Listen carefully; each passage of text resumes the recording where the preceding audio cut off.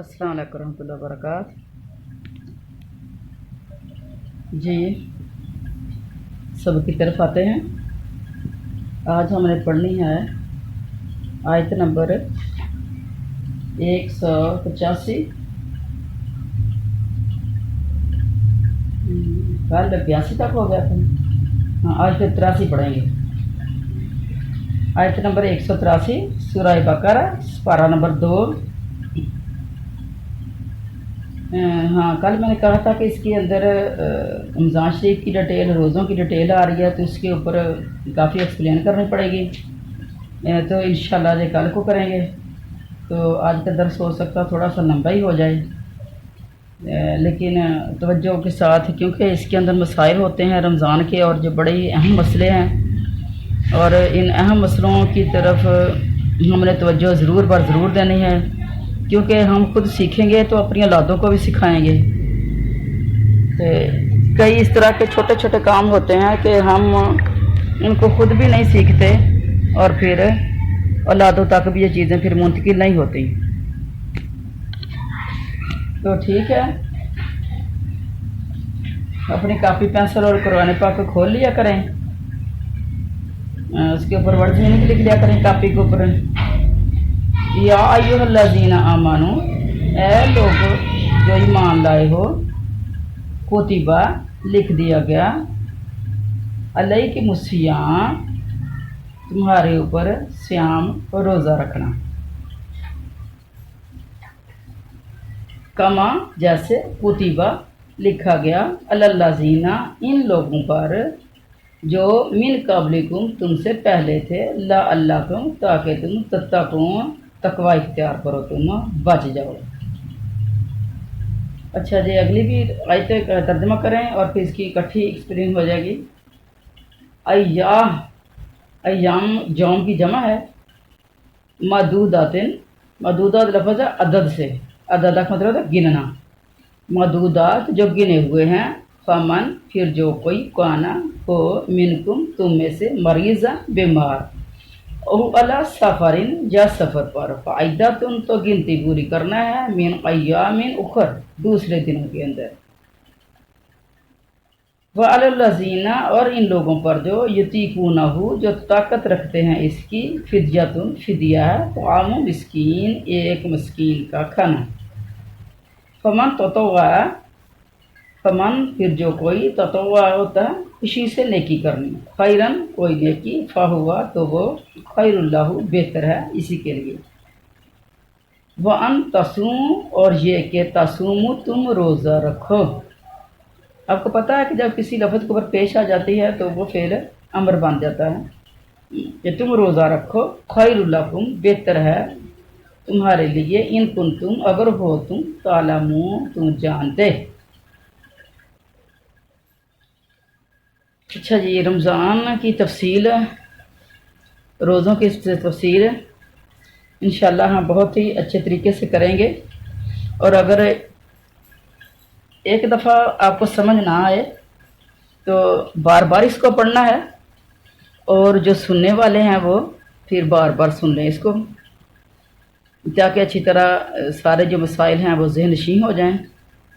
अच्छा, असल बात यह है कि रोज़ा फ़र्ज़ क्यों हुआ। या अय्युहल्लज़ीना आमनू कुतिबा अलैकुमुस्सियाम तुम्हारे ऊपर रोज़े फ़र्ज़ कर दिया गया। कुतिबा का मतलब ये कातबा से लिख देना, तो जहाँ लिखने से मुराद है फ़र्ज़ कर देना।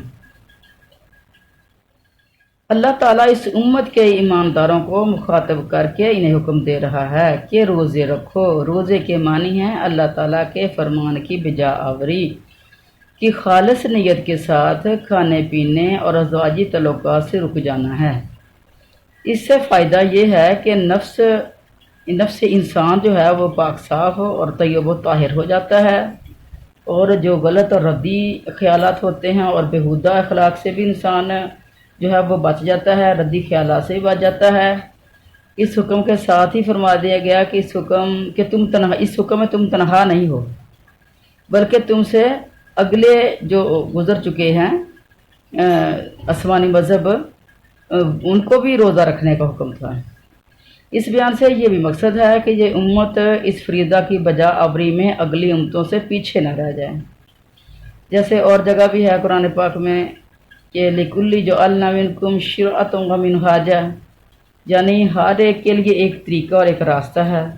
اگر اللہ چاہتا تم سب کو ایک ہی امت کر دیتا، لیکن وہ تمہیں آزما رہا ہے، تمہیں چاہیے کہ نیکیوں میں آگے بڑھتے رہو۔ اور اسی طرح روزے بھی تمہارے اوپر فرض کیے گئے، جس طرح پہلے گزرنے والوں پر فرض تھے۔ روزے سے بدن کو پاکیزگی ملتی ہے، اور عمل جو ہے انسان کا شیطانی راہ پر چلنے سے رک جاتا ہے۔ یعنی جو شیطانی راہ پہ لوگ چلتے ہیں تو کم سے کم وہ رک جاتے ہیں۔ اور بخاری مسلم ہے کہ نبی کریم صلی اللہ علیہ وسلم فرماتے ہیں، اے جوانوں، تم میں سے جس سے نکاح کی طاقت ہو وہ نکاح کر رہے، اور جس سے طاقت نہ ہو وہ روزے رکھے۔ اچھا، رسول کریم صلی اللہ علیہ وسلم فرماتے ہیں کہ نکاح کرنے سے پھر کیا ہو جائے گا کہ یہ اس کی طاقت کے جوش کو ٹھنڈا کر دیتا ہے روزہ۔ پھر روزوں کی مقدار بیان ہو رہی ہے کہ یہ چند ہی دن ہیں تاکہ کسی پر بھاری نہ پڑیں، ادائیگی سے کوئی قاصر نہ رہ جائے، بلکہ ذوق و شوق سے اسے الہی فریضہ کو بجا لائے۔ پہلے تو ہر ماہ میں 3 روزوں کا تھا، یعنی اسلام کے اوائل میں ہر ماہ میں 3 ہی روزے تھے۔ پھر رمضان کے روزوں کا حکم ہو گیا، اور اگلا حکم جو ہے وہ پھر منسوخ ہو گیا۔ منسوخ ایسے ہوگا کہ وہ اب نفل ہو گیا، جس طرح آج بھی 13، 14 اور 15 جو ہیں ایام بیز کے روزے اگر کوئی رکھے تو بہت زیادہ اجر ہے، تو پھر وہ نفل ہو گئے۔ اور بھی بہت سے صحابہ کرام کا فرمان ہے کہ حضرت نوح علیہ السلام کے زمانے سے ہر مہینے میں 3 روزوں کا حکم تھا، جو حضور صلی اللہ علیہ وسلم کی امت کے لیے بدلا، اور ان پر اس مبارک مہینے کے روزے فرض ہوئے۔ اچھا، حضرت ابن عمر فرماتے ہیں کہ پہلے امتوں کو یہ حکم تھا کہ جب وہ عشاء کی نماز ادا کر رہے ہیں سو جائیں تو ان پر کھانا پینا اور اپنی عورتوں سے خلوت کرنا حرام ہو جاتا تھا۔ حضرت ابن عباس رضی اللہ تعالیٰ فرماتے ہیں کہ اگلے لوگوں سے مراد اہل کتاب ہیں۔ اور پھر بیان ہو رہا ہے کہ تم میں سے جو شخص ماہ رمضان میں بیمار ہو یا سفر میں ہو، اس حالت میں روزے چھوڑ دے، مشقت نہ اٹھائے، اور اس کے بعد اور دنوں میں جب کہ یہ عذر ختم ہو جائے پھر قضا کر لیں۔ اور یہ ان کے نا اس الفاظ سے یہ کچھ ظاہر ہے کہ پہلے جب اوائل ہی تھا کہ اللہ زینہ یطیقونہ فدیۃ، جو طاقت فدیے کی رکھتے ہیں وہ فدیہ دے دیں، طعام و مسکین کو کھانا کھلا دیں۔ اچھا، تو پہلے یہ تھا کہ اگر کوئی روزہ نہ رکھنا چاہے تو وہ مسکین کو کھانا کھلا دے، اگر ایک سے زیادہ کو کھلا دے تو افضل تھا، وہ روزہ رکھنا فدیہ دینے سے زیادہ بہتر تھا۔ تو کتنے سارے صحابہ کرام ہیں، ابن مسعود، ابن عباس اور بھی کئی صحابہ کرام، وہ بھی یہی فرماتے ہیں۔ اچھا، نماز میں بھی تقریباً 3 تبدیلیاں آئیں، اور روزوں میں بھی تبدیلیاں آتی رہیں، نماز میں بھی تبدیلیاں آتی رہیں۔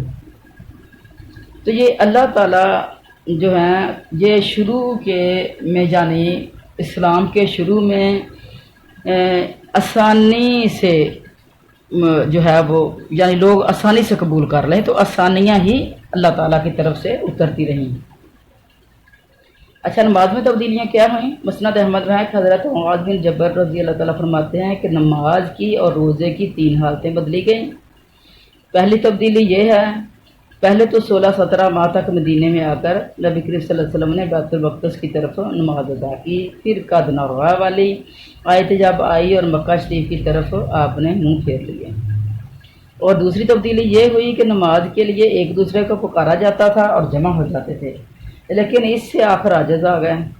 پھر ایک انصاری حضرت عبداللہ بن زید رضی اللہ تعالیٰ عنہ حضور صلی اللہ علیہ وسلم کی خدمت میں حاضر ہوئے اور عرض کی کہ یا رسول اللہ صلی اللہ علیہ وسلم، میں نے خواب میں دیکھا ہے، لیکن وہ خواب گویا بیداری کسی حالت میں تھا، یعنی اتنی نیند کا غلبہ نہیں تھا، کہ ایک شخص سبز رنگ کا ہلا پہنے ہوئے ہے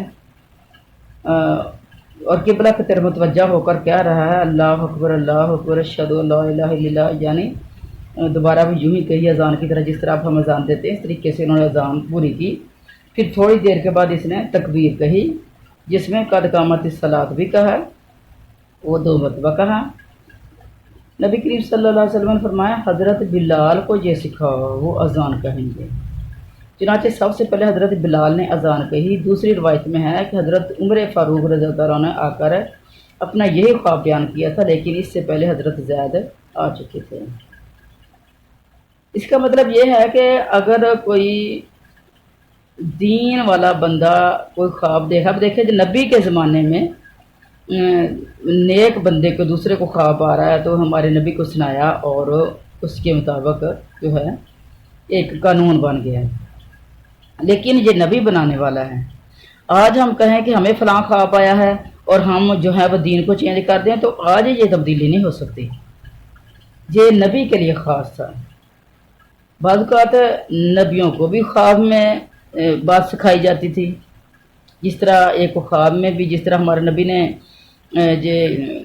حقیقت میں بھی کی تھی واقعہ معراج، یعنی معراج گئے تھے اور خواب میں بھی کئی چیزیں جو ہیں آپ نے معراج میں دیکھی تھی۔ اچھا، تیسری تبدیلی کیا ہوئی کہ پہلے یہ دستور تھا کہ حضور صلی اللہ علیہ وسلم نماز پڑھا رہے ہیں، کوئی آیا کچھ رکھتیں ہو چکی تو وہ کسی سے دریافت کرتا کتنی رکھتیں ہو چکی ہیں، وہ جواب دیتا اتنی رکھتیں پڑھ لی ہیں، وہ اتنی رکھتیں ادا کرتا، پھر حضور صلی اللہ علیہ وسلم کے ساتھ مل جاتا۔ حضرت معاذ ایک مرتبہ آئے اور کہنے لگے میں حضور صلی اللہ علیہ وسلم کو جس سال میں پاؤں گا اسی میں مل جاؤں گا، اور جو نماز چھوٹ گئی ہے اسے حضور صلی اللہ علیہ وسلم کو سلام پھیرنے کے بعد ادا کروں گا۔ چنانچہ انہوں نے بھی یہی کیا اور حضرت صلی اللہ علیہ وسلم کے سلام پھیرنے کے بعد اپنی رہی ہوئی رکھتے ادا کرنے کے لیے کھڑے ہوئے۔ حضرت صلی اللہ علیہ وسلم نے دیکھ کر فرمایا معاذ نے تمہارے لیے یہ اچھا طریقہ نکالا ہے، تم بھی اب یوں ہی کیا کرو، اور یہ 3 تبدیلیاں تو نماز کی ہو گئی۔ اب روزوں کے بارے میں بھی آتا ہے کہ روزوں میں بھی تبدیلیاں ہوئیں۔ جب نبی کریم صلی اللہ علیہ وسلم مدینہ میں آئے تو ہر مہینے میں 3 روزے رکھتے تھے اور عاشورہ کا روزہ رکھا کرتے تھے۔ پھر اللہ تعالیٰ نے آیت کتب علیکم الصیام نازل فرما کر رمضان کے روزے فرض کر دیے۔ دوسری تبدیلی ابتدائی جو حکم تھا کہ جو چاہے روزہ رکھے اور چاہے نہ رکھے، یعنی دین جو ہے وہ نرمی سے شروع ہوا اور فدیہ دے دے۔ پھر یہ آیت اتری فمن شاہد منکم الشہر فلیصمہ، کہ تمہیں جو شخص رمضان کے مہینے میں قیام کی حالت میں ہو، یعنی وہ گھر میں ہو سفر میں نہ ہو تو وہ روزہ رکھا کرے۔ پس جو شخص مقیم ہو مسافر نہ ہو، تندرست ہو بیمار نہ ہو، اس پر روزہ رکھنا ضروری ہو گیا۔ ہاں، بیمار اور مسافر کے لیے رخصت مل گئی، اور ایسا بوڑھا جو انتہائی بوڑھا ہے جو روزے کی طاقت ہی نہیں رکھتا تو اسے بھی رخصت دے دی گئی۔ اور تیسری تبدیلی یہ ہے کہ ابتدا میں کھانا پینا اور خواتین کے ساتھ خلوت یہ سونے سے پہلے جائز تھا، یعنی روزہ افطار ہو گیا ہے اس کے بعد کھاؤ پیو جب تک تم سوئے نہیں ہو، جب سو گئے تو پھر بس سارا کچھ ہے وہ ختم ہو گیا۔ اچھا، پھر رات کو وہ جاگے ہی ہیں لیکن کھانا پینا اور خلوت نہیں ہے، وہ اس چیز پہ منع تھا۔ اچھا، پھر ہوا کیا کہ ایک نصاری صحابی دن بھر کام کاج کر کے رات کو تھکا ہارا کھا رہا اور عشاء کی نماز ادا کی اور نیند آ گئی۔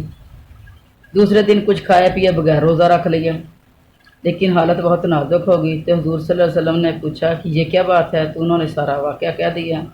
ادھر یہ واقعہ ان کے ساتھ ہوا، ادھر حضرت عمر فاروق رضی اللہ عنہ سو جانے کے بعد وہ اپنی بیوی سے خلوت کر لی۔ انہوں نے حضور صلی اللہ علیہ وسلم کے پاس آ کر حسرت افسوس کے ساتھ اپنی اس قصور کا اقرار کیا، جس پر پھر آیت دوسری اتر آئی احل لکم لیلۃ الصیام الرفث اذا نسائکم سے ثم اتموا الصیام الی اللیل تک، پھر یہ سورۃ بقرہ کی آیت جو ہے وہ آ رہی ہے آگے نازل ہوگی۔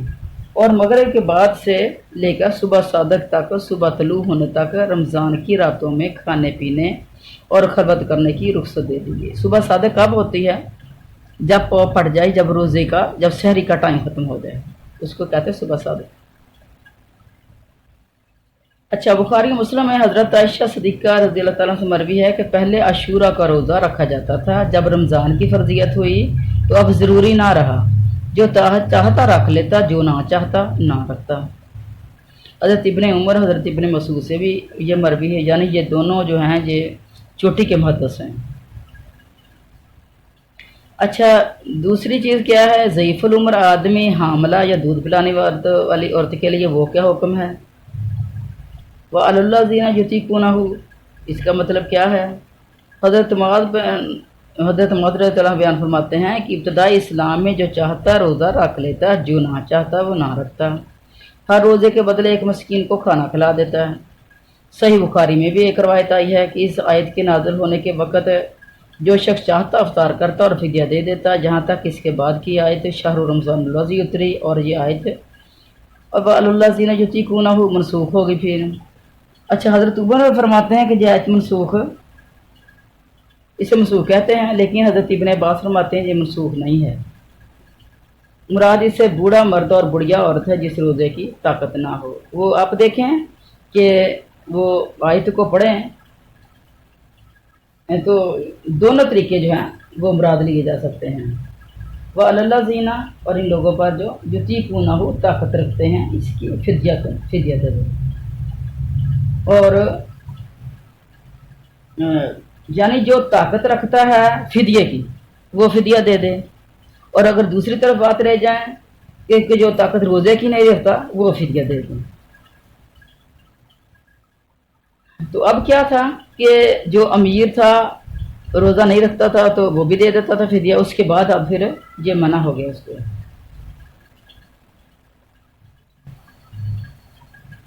اچھا، آگے چلتے ہیں۔ حاصل کلام کیا ہے؟ اصل بات کیا ہے؟ اس کا اصل جو مدعا مقصد کیا ہے کہ جو شخص مقیم ہو، تندرست ہو، اس کے لیے یہ حکم نہیں ہے بلکہ اسے روزہ ہی رکھنا ہوگا۔ ہاں، ایسے بوڑھے بڑے کمزور جنہیں روزے کی طاقت ہی نہ ہو روزہ نہ رکھیں، اور نہ ان پر قضا ضروری ہے، لیکن اگر وہ مالدار ہوں تو پھر کفارہ بھی دینا پڑے گا یا نہیں؟ اچھا، اگر مالدار ہیں تو اصل چیز یہی ہے کہ مالدار ہیں تو ان کو فدیہ دینا پڑے گا۔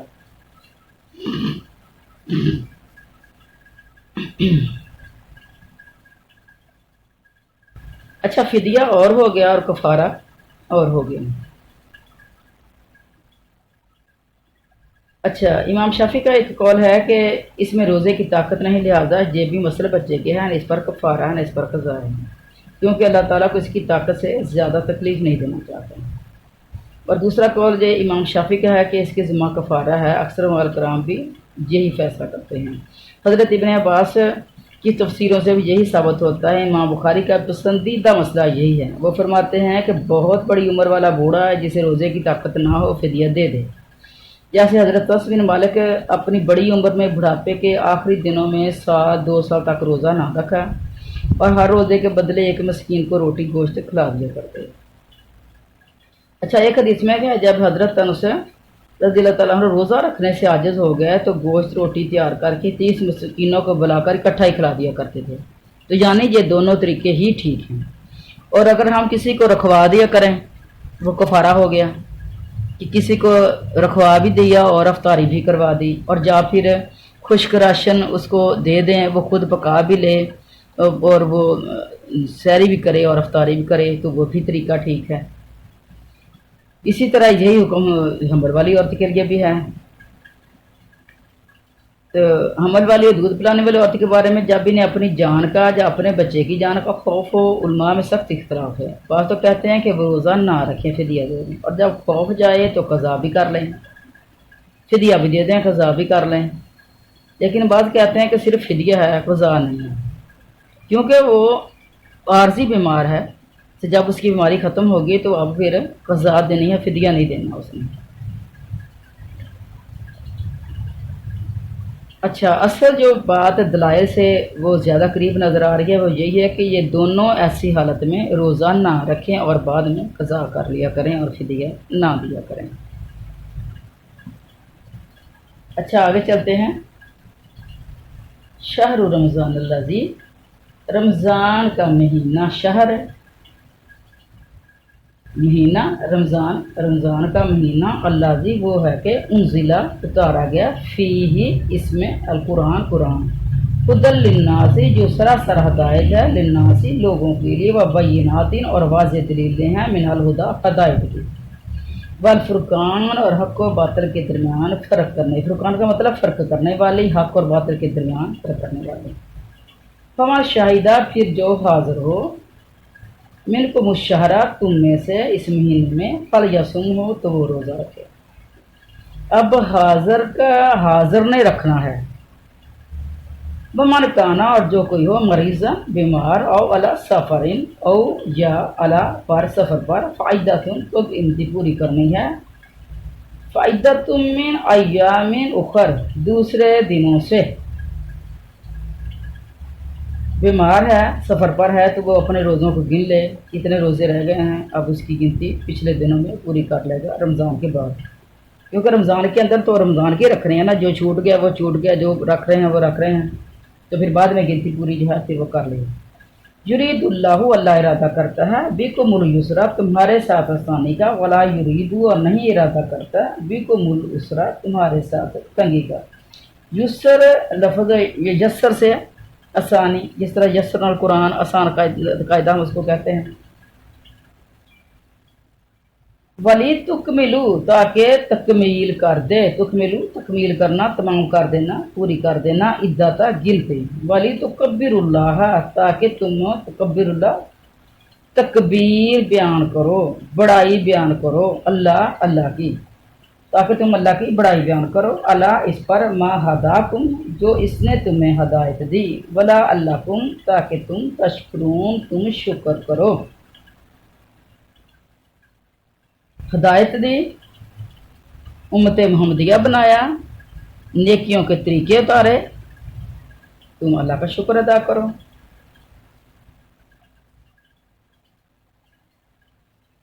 اچھا، شہر رمضان الذی یہ وہ مہینہ ہے جس میں قرآن کو اتارا گیا۔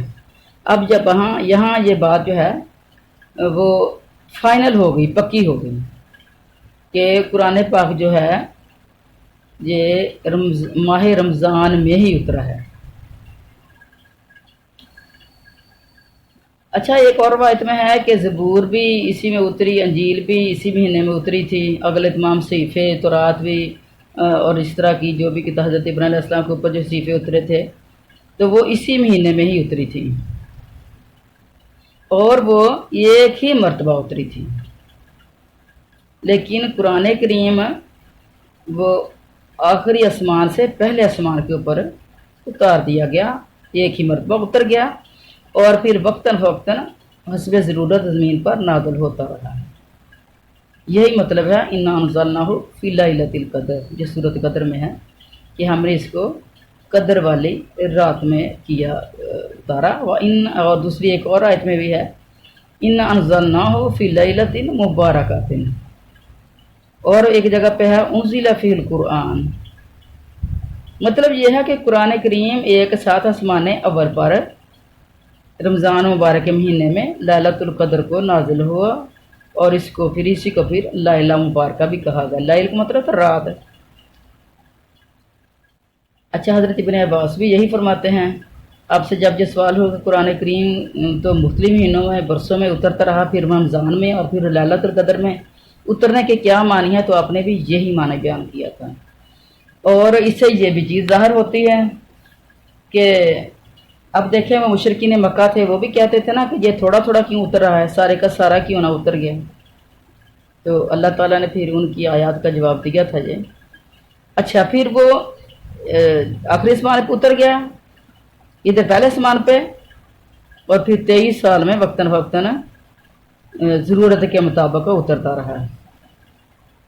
تو اللہ تعالیٰ نے قرآن پاک کی آیت سے یہ فرمایا ہے مشرکین کے لِنُثَبِّتَ بِهِ فُؤَادَكَ وَرَتَّلْنَاهُ تَرْتِيلًا، اس لیے کہ تیرے دل کو برقرار اور مضبوط رکھیں، یعنی رابطہ جڑا رہا نا، نبی کریم صلی اللہ علیہ وسلم کا اللہ کے ساتھ رابطہ جڑا رہا، وہی پراپر اتر رہی ہے، ہر طرح کے احکامات اتر رہے ہیں، جو بھی نئے مسائل پیش آ رہے ہیں سب کے سب اتر رہے ہیں۔ جس طرح یہ پہلے رات کو یہ خلوت منع تھی، کھانا پینا منع تھا، اور اس کے بعد پھر جو ہے جب کسی سے غلطی ہوئی تو پھر وہ حکم چینج ہو گیا، تو اس طریقے سے موقع کے لحاظ سے پھر تھوڑا تھوڑا اترتا رہا۔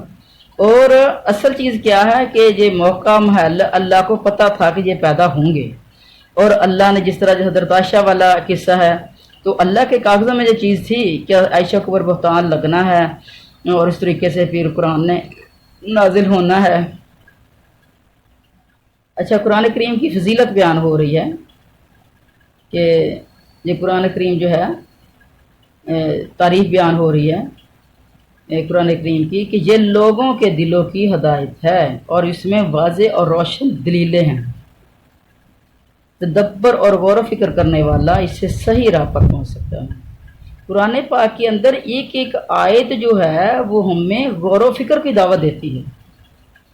ہر آیت تو جب بندہ پڑھتا ہے تو کہتا ہے یہ تو میرے اوپر لگ رہی ہے، یہ تو غلطی میرے کے اندر ہے، اور یہ کام تو مجھے کرنے چاہیے۔ جہاں نیکیوں کے آتے ہیں حکم آتے ہیں تو یہ تو مجھے کرنے چاہیے۔ اب دیکھے وہ سلف صالحین، وہ نیکیاں کر کے کتنے آگے ہم سے پہنچ چکے ہوں گے، ان کے پاس کتنے اعمال ہوں گے، ہمارے پاس کیا ہوگا؟ تو یہ نیکیوں کے اوپر بھی انسان کو ابھارتا ہے، غور و فکر کرنے کے لیے بندے کو آمادہ کرتا ہے۔ یہ حق و باطل، حرام و حلال میں فرق ظاہر کرنے والا ہے، ہدایت اور گمراہی میں فرق کرتا ہے، رشد اور برائی میں فرق کرتا ہے، دونوں کو علیحدہ علیحدہ کر دیتا ہے، یہ ہدایت ہے اور یہ غلطی ہے، برائی ہے۔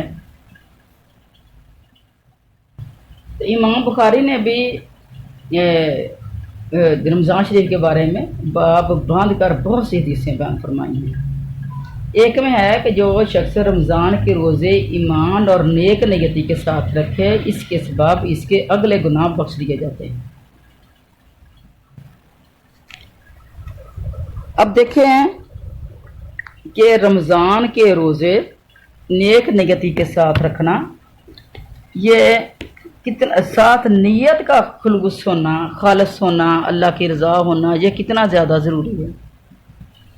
مریض اور مسافر کے لیے رخصت بھی ہے کہ جب رمضان کا چاند نکل آئے تو کوئی شخص جو اپنے گھر پہ ہو، سفر میں نہ ہو، تندرست بھی ہو، اب دوسری جگہ پھر اس کا بیان آ گیا اس کی مزید ڈیٹیل کے لیے۔ اسے روزے رکھنے لازمی اور ضروری ہیں۔ پہلے اس قسم کے لوگوں کو بھی رخصت تھی، وہ اٹھ گئی، یعنی جو نہ رکھنا چاہے وہ نہ رکھے، وہ فدیہ دے دے۔ یہ پچھلی آیات میں جو چیز تھی، اب یہاں اس آیت میں وہ رخصت چلی گئی ہے، اور اس کا بیان فرمایا کہ پھر بیمار اور مسافر کے لیے رخصت کا بیان فرمایا کہ یہ لوگ روزہ ان دنوں میں نہ رکھیں، پھر قضا کر لیں، یعنی جس کے بدن میں کوئی تکلیف ہو، جس کی وجہ سے روزے میں مشقت پڑے یا تکلیف پڑ جائے یا سفر میں ہو تو افطار کر لے، اور جتنے روزے رہ جائیں اتنے دن پھر قضا کر لے، یعنی افطار کر بھی لے۔ بیماری میں، تکلیف میں اگر رکھا ہوا بھی ہے روزہ، اس نے فرض ہے تو بھی افطار کر لے، نفل ہے تو بھی افطار کر لے، اور پھر جو تکلیف کی وجہ سے اس نے افطار کیا اس کا وہ ایک ہی رکھے گا، یہ چھوڑا اس نے۔ اچھا، پھر اللہ تعالیٰ فرما رہے ہیں کہ ان حالتوں میں رخصت عطا فرما کر تمہیں مشقت سے بچا لینا، جس سراسر ہماری رحمت کا ظہور ہے، ایک تمہارے اوپر اللہ کی خاص رحمت ہے، احکام اسلام میں آسانی ہے۔ اب جہاں چند مسائل اور بھی ہم سنتے ہیں، انشاءاللہ یہ ہمیں زندگی میں کام آئے گے۔ اچھا، نبی کریم صلی اللہ علیہ وسلم رمضان مبارک میں فتح مکہ کے غزوہ کے لیے نکلے تو روزے سے تھے، اور پھر وہ قدید ایک جگہ کا نام ہے کہ وہاں پہنچ کر روزہ افطار کیے، اور لوگوں کو بھی حکم دیا کہ روزہ توڑ دیں۔ کچھ لوگ اس کو قدید پڑھتے ہیں، کچھ لوگ اس کو قرید پڑھتے ہیں، تو جو بھی لفظ ہے جگہ کا نام تھا وہ، تو آپ نے حکم دے دیا کہ روزہ توڑ دیں۔ یہ رمضان میں، فتح مکہ جو ہوا تھا رمضان میں ہوا تھا۔ اچھا، میں بھی کہ وہ سخت گرمی کا موسم ہو، روزہ توڑ دیں یعنی افطار کر دیں، اور اس کے بعد پھر اس کی قضا دے لیں گے۔ اچھا، صحابہ اور تابعین کی ایک اور جماعت نے کہا ہے کہ سفر میں روزہ توڑ دینا واجب ہے، کیونکہ قرآن کریم میں ہے فَعِدَّةٌ مِّنْ أَيَّامٍ أُخَرَ، لیکن صحیح قول جو سب کا ہے وہ یہ ہے کہ آدمی کی اختیار ہے، خواہ رکھے اور خواہ نہ رکھے، اس لیے کہ ماہ رمضان میں لوگ جناب رسول اللہ صلی اللہ علیہ وسلم کے ساتھ نکلتے تھے، بعض روزے سے ہوتے تھے، بعض روزے سے نہیں ہوتے تھے، بس روزے دار بے روزہ پر اور بے روزہ دار پر کوئی عیب نہیں پکڑ پاتا۔ یہ صحیح مسلم کی حدیث ہے، اور صرف صحیح مسلم کے اندر نہیں ہے، یہ ساری کتابوں کے اندر ہے۔ اگر افطار واجب ہوتا تو روزہ رکھنے والوں پر انکار کیا جاتا، یعنی جنہوں نے رکھا ہوا تھا تو ان سے کہا جاتا کہ تم بھی جو ہے افطار کرو، بلکہ خود نبی کریم صلی اللہ علیہ وسلم سے بحالت روزہ رکھنا ثابت بھی ہے۔ اگر موسم ساتھ دے رہا ہے یا سفر ساتھ دے رہا ہے تو رکھ بھی لو۔ بخاری و مسلم میں ہے، حضرت ابو درداء فرماتے ہیں کہ رمضان المبارک میں سخت گرمی کے موسم میں ہم نبی کریم صلی اللہ علیہ وسلم کے ساتھ ایک سفر میں تھے۔ گرمی کی شدت کی وجہ سے سر پر ہاتھ رکھے پھر رہے تھے۔ ہم میں سے کوئی بھی روزے سے نہ تھا سوائے نبی کریم صلی اللہ علیہ وسلم کی حضرت عبداللہ بن رواحہ کے۔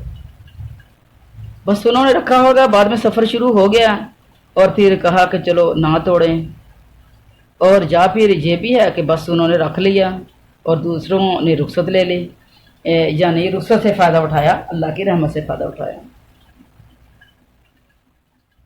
بعض کا سفر چھوٹا بھی ہوتا ہے تو ایک ہی بات کو ہم ایک جب شیڈول بنا لیتے ہیں تو پھر اس کے اندر ہم آپس میں ایک دوسرے سے جھگڑنا شروع کر دیتے ہیں، ایک کہتا ہے ایسے دوسرا کہتا ہے ایسے، تو جھگڑنا نہیں ہے، بس جو ہے آپ کو اچھا لگے اس کو کر لیا کریں، یعنی چھوڑنے کی رخصت بھی ہے، رکھنے کی بھی ہے، تو جو آپ کو اچھا لگے کر لے، لیکن دوسرے کے اوپر اٹیک کر کے یہ نہ سمجھیں کہ میری زیادہ نیکی بہترین ہے اور میری زیادہ قبول ہو گئی ہے۔ ہو سکتا ہے کہ جس نے رخصت لی ہے، رخصت اللہ کو بہت زیادہ پسند ہوتی ہے تو وہ اجر میں بڑھ جائے گا۔ ایک علماء کی جماعت کا خیال ہے کہ جن میں حضرت امام شافعی بھی ہیں کہ سفر میں روزہ نہ رکھنا رکھنے سے افضل ہے،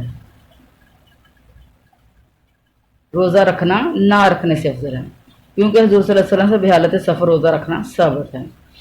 اور دوسرے جو تھے جنہوں نے ساتھ نہیں رکھے ہوئے تھے تو وہ بھی تو ان کے ساتھ ہی تھے نا، پھر تو جب امام کی بات آ جائے تو پھر حدیث اور قرآن جو ہے اس کو پھر آگے لے لینا چاہیے۔ اچھا، ایک دوسری جماعت کا خیال ہے کہ روزہ نہ رکھنا افضل ہے کیونکہ اس میں رخصت پر عمل ہے، اور ایک حدیث میں بھی ہے کہ حضور صلی اللہ علیہ وسلم سے سفر کے روزے کی بابت سوال ہوا تو آپ نے فرمایا جو روزہ توڑ دے اس نے اچھا کیا، اور جو نہ توڑے اس پر کوئی گناہ نہیں۔ ایک اور حدیث میں بھی ہے کہ نبی کریم صلی اللہ علیہ وسلم نے فرمایا اللہ کی رخصتوں کو جو اس نے تمہیں دی ہیں تم لے لو اسے۔ اچھا، ایک اور جماعت کا قول ہے کہ روزہ رکھنا نہ رکھنا دونوں برابر ہیں۔ ان کی دلیل حضرت عائشہ والی حدیث ہے کہ حضرت حمزہ نے کہا کہ اللہ کے رسول میں روزے اکثر رکھا کرتا ہوں تو کیا اجازت ہے کہ سفر میں بھی رکھ لیا کروں؟ تو آپ نے فرمایا چاہو تو رکھ لو، یہ بخاری مسلم کی حدیث ہے۔ اچھا، اصل چیز کیا ہے کہ اگر روزہ بھاری پڑتا ہو تو افطار کرنا افضل ہے۔ حضرت جابر سے روایت ہے کہ رسول کریم صلی اللہ علیہ وسلم نے شخص کو دیکھا اس پر سایہ کیا گیا تھا، یعنی لوگ سایہ کر کے کھڑے ہوئے تھے، پوچھا اسے کیا بات ہے؟ لوگوں نے کہا یا رسول اللہ یہ روزے سے۔ آپ نے فرمایا سفر میں روزہ رکھنا کوئی نیکی نہیں۔ تو یہ بھی تو حدیث ہے نا، اتنی مشقت کے ساتھ روزہ پورا کرنا، یہ بھی بخاری مسلم کی حدیث ہے۔ اور یہ خیال رہے گا کہ جو شخص سنت سے منہ پھیرے اور روزہ چھوڑنا سفر کی حالت میں بھی مکروہ جانب سے اس پر افطار ضروری ہے، یعنی چھوڑ دینا بھی سنت ہے۔ اور اس سے پھر چاہیے کہ جو کہہ رہا ہے کہ جو اپنے جس کا ایمان ڈاما ڈول ہے وہ سمے تک رکھنا افضل ہے، پھر اس کو چھوڑ ہی دینا چاہیے۔ اچھا، اور آگے کیا ہے؟ روزے کے مسائل اور بھی ہیں۔ اچھا، جو روزے جس نے چھوڑ دیے ہیں اب وہ روزے کی قضا کیسے پوری کرے؟ اب وہ رمضان کا ختم ہوتے ہی پیر در پیر رکھے اور یا پھر وہ پھر چھوڑ کے رکھے؟ اچھا، تو یہ اختیار ہے، لیکن جیسے چاہے رکھ لے، لیکن اصل چیز جو دلائل سے یہ چیز ثابت ہو رہی ہے کہ رمضان میں پے در پے روزے رکھنا اس لیے ہے کہ وہ مہینہ ہی روزے کی ادائیگی کا ہے، اور رمضان کے نکل جانے کے بعد تو صرف وہ گنتی پوری کرنی ہے، خواہ کوئی دن ہو، اس لیے قضا کے حکم کے بعد اللہ تعالیٰ کی آسانی کی نعمت کا بیان ہوا ہے۔ مسند احمد میں ہے کہ نبی کریم صلی اللہ علیہ وسلم نے فرمایا بہترین دین وہی ہے جو آسانی والا ہو، بہترین دن وہی ہے جو آسانی والا ہو۔ اچھا، یہاں کے خواتین پوچھتی ہیں کہ خواتین نے روزے عذر کی وجہ سے چھوڑ دیے، اچھا وہ 5 چھوڑے 7 چھوڑے جتنے بھی چھوڑے، اس کے بعد رمضان ختم ہو گیا، شوال شروع ہو گیا، اب 6 روزے شوال کے، اب وہ پہلے نہیں رکھے گئے، پہلے 6 نہیں بھی رکھے گئے، تو کوئی ضروری نہیں ہے کہ وہ پہلے ہی 6 رکھنے ہیں، آپ چھوڑ چھوڑ کے رکھ لیں، 6 پورے کر لیں۔ اچھا پھر کہتے ہیں کہ وہ 6 ہم پہلے وہ پورے کریں جو چھوڑے ہوئے تھے وہ پورے کریں، نہیں بھی یہ شوال کے 6 روزے ہیں، یہ شوال میں 6 روزے پورے کر لیں، یہ ان کی مدت شوال کا مہینہ ہی ہے، اگر شوال کا مہینہ ختم ہو گیا تو یہ 6 روزے ختم ہو گئے، ان کی پھر نفل کی پھر ادائیگی نہیں ہوتی کسی اور مہینے میں، شوال کے مہینے جانی وہ تو شوال میں ہی رکھتے ہیں۔ اچھا جو آپ نے چھوڑے ہیں وہ اس کے بعد رکھو، ذوالقعدہ کے مہینے میں رکھ لو، اگلے مہینے میں رکھ لو، جب بھی چاہیں اگلا رمضان آنے سے پہلے پہلے آپ ان روزوں کو رکھ سکتی ہیں، اور شوال کے روزے شوال میں ہی رکھنے ہیں۔ اور اگر کوئی نہیں رکھ سکتا، کوئی عورت نہیں رکھ سکتی، اس کو مسائل اس طرح کے پیش آنے والے ہیں جب وہ سمجھتے ہیں کہ میں رکھ ہی نہیں سکتی، اور تو وہ یہ ان شوال کے مہینے میں اگر وہ اپنی قضا پوری کر لے اور اس نیت سے کرے کہ میں نے بس جو قضا ہی پوری کرنی ہے اب شوال کے نہیں کرنے، تو پھر وہ بھی اس کے پوری ہو جائے گی۔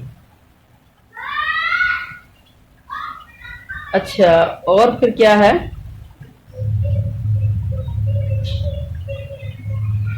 مسند احمد میں ایک اور حدیث بھی ہے کہ ایک صحابی کہتے ہیں کہ ہم ایک مرتبہ نبی کریم صلی اللہ علیہ وسلم کا انتظار کر رہے تھے، آپ تشریف لائے، سر سے پانی کے قطرے ٹپک رہے تھے، معلوم ہوتا تھا کہ وضو یا غسل کر کے تشریف لا رہے ہیں۔ جب نماز سے فارغ ہوئے تو لوگوں نے آپ سے سوال کرنا شروع کر دیے، حضور صلی اللہ علیہ وسلم کیا فلاں کام میں کوئی حرج ہے، فلاں کام میں کوئی حرج ہے؟ آخر میں حضور صلی اللہ علیہ وسلم نے فرمایا اللہ کا دین آسانیوں والا ہے، 3 مرتبہ یہی فرمایا، یعنی اگر کوئی حرج والا کام بھی ہے تو آگے پیچھے بھی کر لیا ہے تو کوئی مسئلہ نہیں ہے۔ اچھا مسند احمد ہی کی ایک اور حدیث میں ہے کہ نبی کریم صلی اللہ علیہ وسلم فرماتے ہیں لوگوں آسانی کرو، سختیاں نہ کرو، تسکین دو، نفرتیں نہ دلاؤ۔ نبی کریم صلی اللہ علیہ وسلم نے ایک دفعہ حضرت معاذ اور حضرت ابو موسیٰ کو جب یمن کی طرف بھیجا تھا تو فرمایا تم دونوں خوشخبریاں دینا، نفرت نہ دلانا، آسانیاں کرنا، سختیاں نہ کرنا، آپس میں اتفاق سے رہنا، اختلاف نہ کرنا۔ اس طرح کی اور بھی کئی حدیثوں میں نبی کریم صلی اللہ علیہ وسلم نے فرمایا میں یک طرفہ نرمی والا اور آسانی والے دین کے ساتھ بھیجا گیا ہوں۔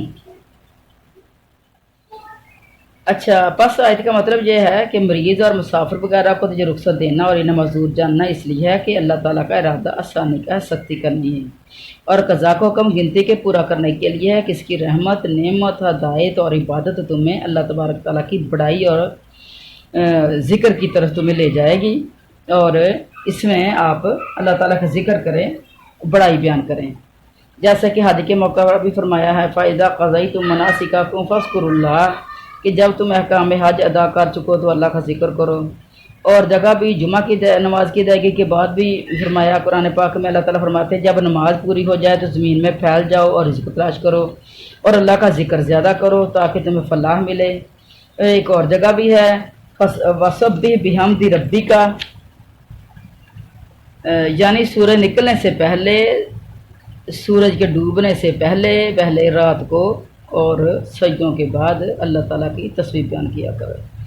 سورج سورج نکلنے سے پہلے بھی اللہ تعالیٰ کی حمد و ثنا، اس کے اندر نمازیں بھی آ گئی اور نمازوں کے بعد کے ذکر و اذکار بھی آ گئے اور صبح کے ذکر و اذکار بھی آ گئے، اور سورج ڈوبنے سے پہلے بھی وہ نماز عصر آ گئی اور اس کے شام کے ذکر و اذکار بھی آ گئے، اور باقی جو رات کی نمازیں انہوں میں بھی سجدوں کے بعد یعنی نماز کے بعد تسبیحات کرنی ہے، ذکر اذکار کرنے، تو تسبیحات احادیث میں ملتی ہیں 33 والی بھی جو 33 دفعہ کرنے ہیں، یعنی نماز کے بعد ہر نماز کے بعد سبحان اللہ 33 دفعہ، الحمدللہ 33 دفعہ، لا الہ لا الہ اللہ اکبر 33 دفعہ، اور ایک دفعہ پھر لا الہ الا اللہ لا شریک له لہ الملک و لہ الحمد وهو علی کل شیء قدیر کہہ کے پورا 100 کے الفاظ جو ہیں وہ پورے کر دیے جائیں، اور اگر نہیں تو پھر اللہ اکبر 34 دفعہ کہہ دی جائے تو بھی 100 کے الفاظ پورے ہو جائیں گے۔